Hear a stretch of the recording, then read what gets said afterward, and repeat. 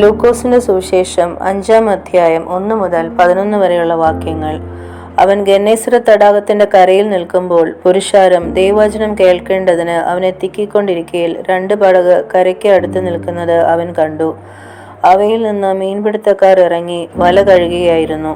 ആ പടകുകളിൽ ശിമോനുള്ളതായ ഒന്നിൽ അവൻ കയറി കരയിൽ നിന്ന് അല്പം നീക്കേണം എന്ന് അവനോട് അപേക്ഷിച്ചു. അങ്ങനെ അവൻ പടകിലിരുന്ന് പുരുഷാരത്തെ ഉപദേശിച്ചു.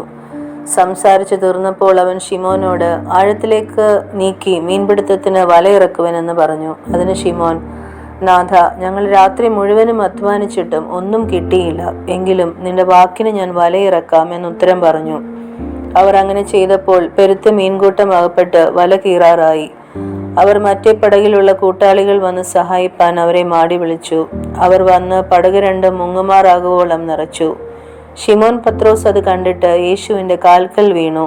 കർത്താവേ, ഞാൻ പാപിയായ മനുഷ്യനാകൊണ്ട് എന്നെ വിട്ടുപോകണമേ എന്ന് പറഞ്ഞു. അവർക്കുണ്ടായ മീൻപിടുത്തത്തിൽ അവനും അവനോടുകൂടെ ഉള്ളവർക്കും എല്ലാവർക്കും സംഭ്രമം പിടിച്ചിരുന്നു.